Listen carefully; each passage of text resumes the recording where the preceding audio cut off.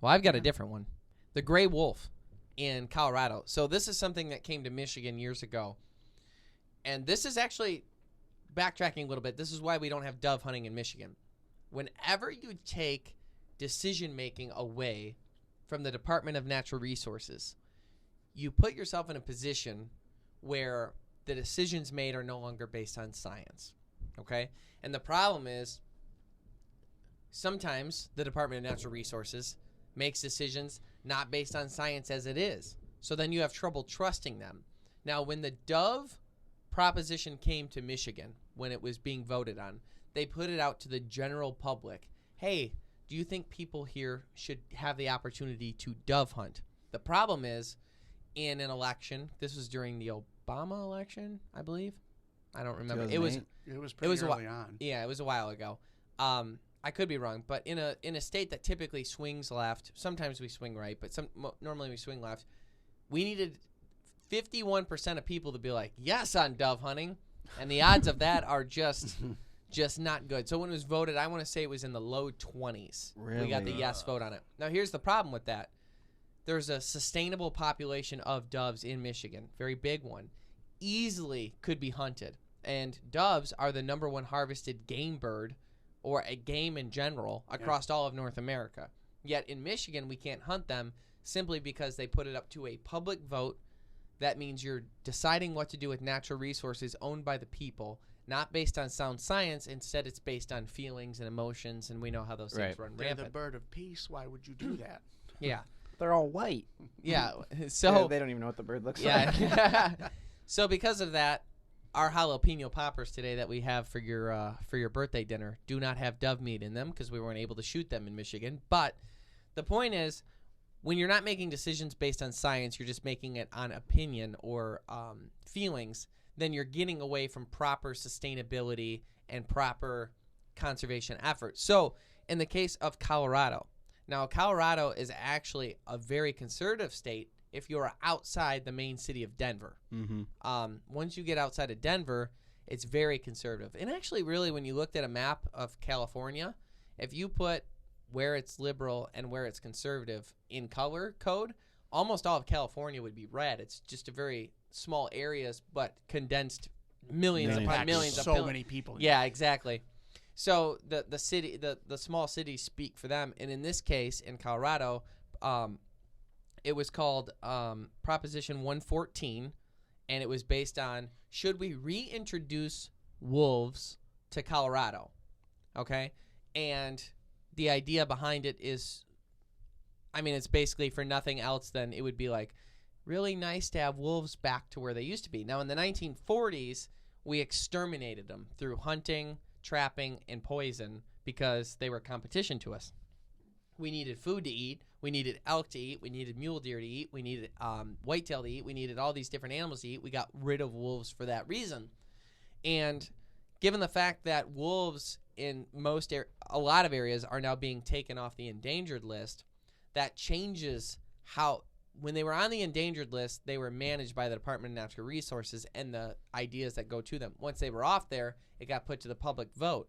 Now, most of the people in the Department of Natural Resources and in agriculture groups, as you can imagine, and different conservation organizations and hunting groups, and the people in the outdoor industry there, which is the elk hunting alone in the state of Colorado, probably, I think it was close to 25,000 jobs are created based off the elk hunting industry in Colorado. I believe it. So they put it up to a public vote. Well, as you can imagine, the ranchers and all the people outside of the big city were like, no, no, no, no, no. This The is a ones who bad actually idea. have to deal with the wolves. Oh man. Yeah, isn't that weird? The people that will have them in their backyard were against it. The people that Or will in the never see city, them, yeah. will never see them, are like, bring them back, Yeah. baby. We won't pause on the ground. That was how one of the articles named. And it's imagine the cost for these ranchers. Yeah. When you're raising cattle like that, what your loss is going to be great if that population comes back well. Exactly. And Wow. You can have them, but you release them downtown. now here's right.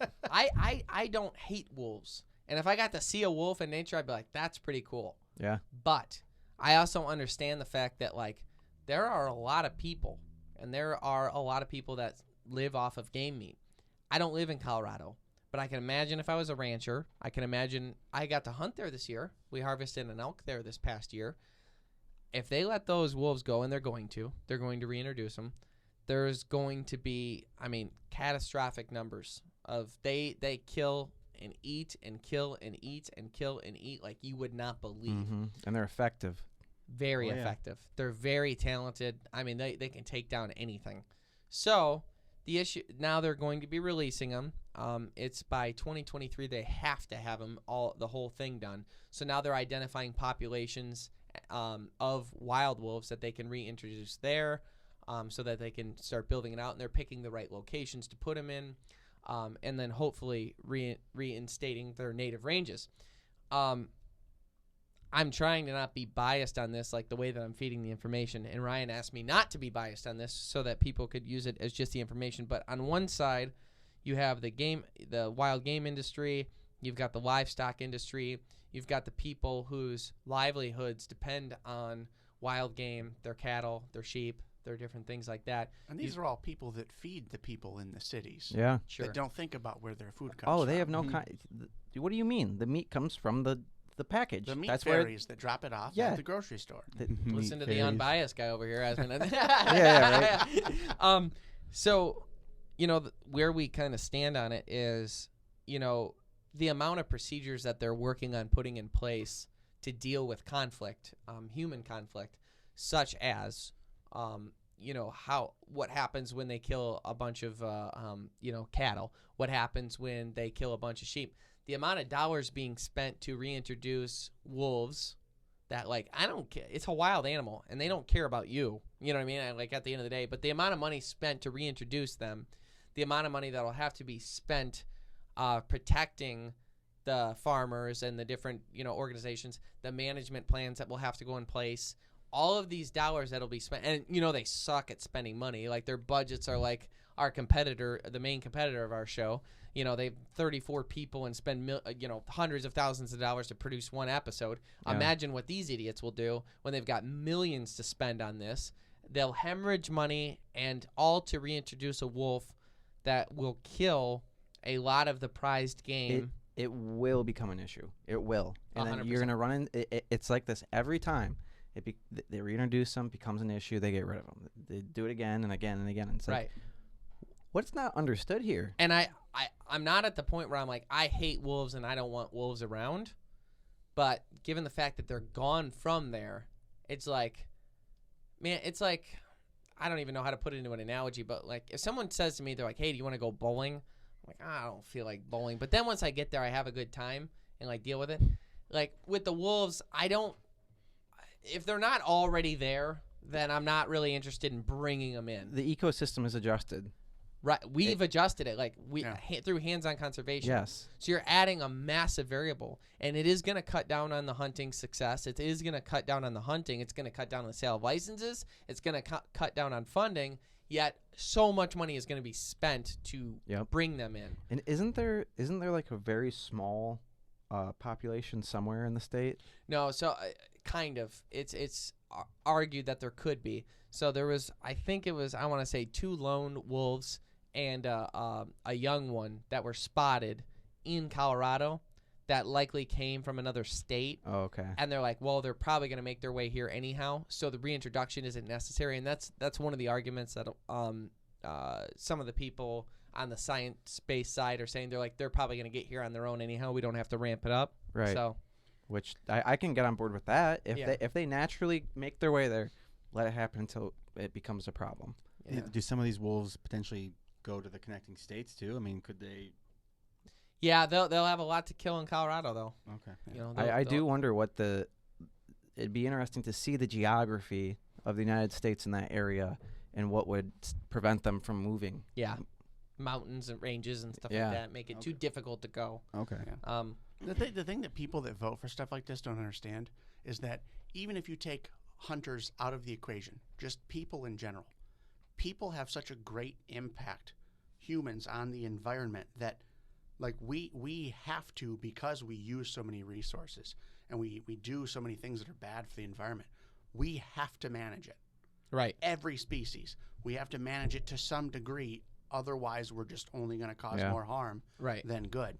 So, let people look at the science, figure out how, to the best of their ability, instead of voting for things that you don't know what's going to happen. Right. Or that we know what's going to happen. We know it's going to end poorly.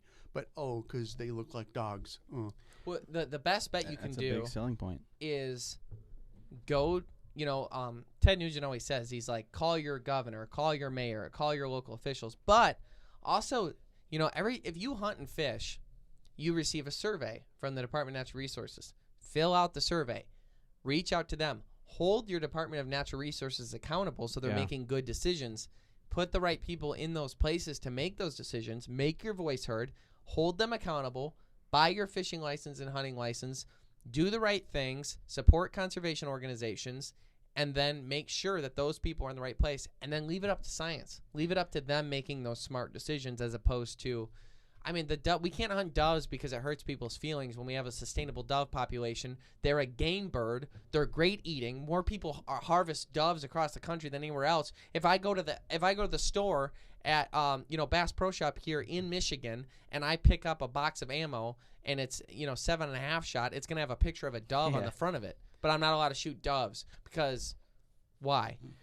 What's funny is when we were out in Idaho, we were talking with the DNR there, and they have a season on wolves, and it's pretty much unlimited hunting. Like, just go for it if you I can. wasn't do it. around for that conversation. Yeah. That's awesome. Yeah, Is it like coyotes here where you can use basically? pretty much But the any issue gun? is they're such a big issue, and they're so good at being like Yeah, good luck. they're so good at being invisible that people don't want to do it because it's so hard. Yeah. It's so they're an issue and they're impossible to catch. Great, the perfect animal to let loose somewhere. Yeah. That's a good point Yeah, I didn't even think of it that way. because they're so elusive. Yeah, the hunters just can't do it. It's not fun, so no one wants to get involved with trying to take care of the problem. Talk about like a man versus beast scenario, though. Seen Yeah. Into the Gray doesn't end well. Although Is they, that the one where he tapes the glass to his hands? at the end of the movie, Jeff. Thank wow, you. wow, Wow. wow, It was in the Liam Neeson? trailer. Yeah, it's I not a haven't bad seen movie. the movie. It I was in saw the it. trailer. It's not a bad movie. Yeah. Yeah, the ending's a bit of a cliffhanger, which I hate. I tend to hate that. It's like Taken, but in nature. Yeah, kind yeah, of. yeah. Like pretty much every Liam Neeson movie is now. Mhm.